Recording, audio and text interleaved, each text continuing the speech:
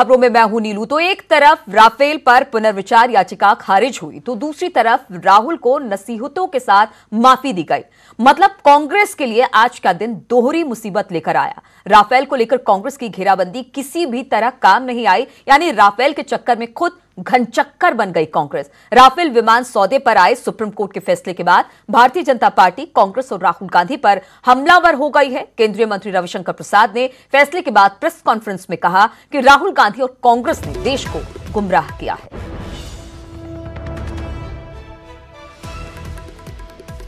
तो जिस तरह से राहुल पर नसीहत दी गई, कोर्ट ने नसीहत दी राहुल गांधी को, दोहरी मुसीबत कहा जा सकता है। कांग्रेस के लिए आज का दिन दोहरी मुसीबत लेकर आया। राफेल को लेकर कांग्रेस की घेराबंदी किसी भी तरह काम नहीं आई। लगातार चुनाव में, अगर लोकसभा चुनाव की बात की जाए तो राहुल गांधी राफेल को लेकर आगे बढ़ते रहे, यानी राफेल के चक्कर में खुद घनचक्कर बन गई कांग्रेस। राफेल विमान सौदे पर आए सुप्रीम कोर्ट के फैसले के बाद भारतीय जनता पार्टी, कांग्रेस और राहुल गांधी पर हमलावर हो गई है। केंद्रीय मंत्री रविशंकर प्रसाद ने फैसले के बाद प्रेस कॉन्फ्रेंस में कहा कि राहुल गांधी और कांग्रेस ने देश को गुमराह किया है। राफेल डील मामले में सुप्रीम कोर्ट ने सुनवाई के दौरान राहुल गांधी को भी विशेष तौर पर नसीहत देते हुए कहा कि राजनीतिक पद रखने वाले लोगों को भी भविष्य में इस तरह के मामलों पर थोड़ी सी सावधानी बरतनी चाहिए, कोई भी बयान देने से पहले। हालांकि इस मामले में सुनवाई के बाद राहुल गांधी के खिलाफ जो अवमानना का मामला था उसमें भी सुप्रीम कोर्ट ने उनको थोड़ी सी राहत जरूर दी और उस मामले को फिलहाल बंद कर दिया।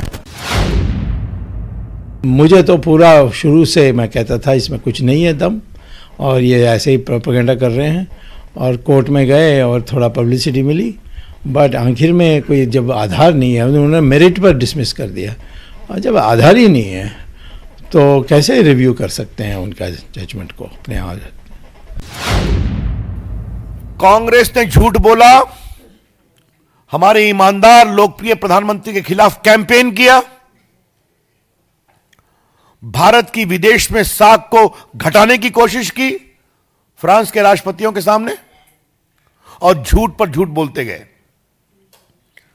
आज राहुल गांधी आपको माफी मांगना जरूरी है, क्योंकि तो ये जो अभियान चला, जैसे ही 2015 में मोदी जी ने फ्रांस में कहा कि हम राफेल खरीदेंगे on a completely manufactured basis 36 Rafale aircraft, 36 क्यों?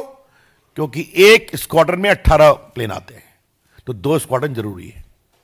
उसके बाद से ये तीखा, शर्म से भरा हुआ एक प्रकार से अभियान और बेबुनियाद और झूठा प्रहार। वो कौन सी ताकतें थी जो राहुल गांधी के पीछे खड़ी थी, आज देश जानना चाहता है। चेतावनी दी है और 3 बार उनको माफ़ी भी मांगना पड़ा कोर्ट में, और कोर्ट ने एक मौका दिया है कि आइंदा इस तरीके का व्यवहार ना करें और सूझबूझ से चलें। तो कोर्ट के फैसले पर तो हम कुछ भी नहीं कह सकते।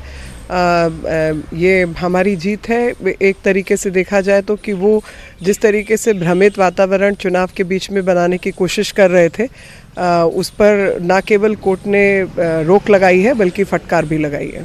बिल्कुल मैम, जिस तरह से राहुल गांधी जिस समय आपने याचिका दायर किया था उस समय भी उन्होंने माफ़ी मांगा था, और आज भी कोर्ट ने भी एक्सेप्ट कर लिया कि ठीक है माफ़ी दे दिया था। 3 बार, लेकिन अगर आधा पौना मांगा क्या बड़ी बात यह है कि क्या भारतीय जनता पार्टी ने उन्हें माफ़ कर दिया राहुल गांधी को?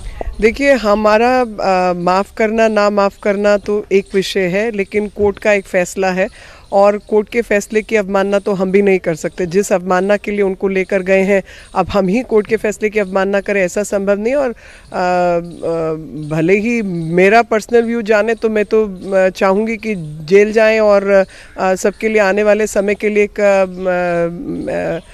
लेसन हो कि ऐसा ना करें।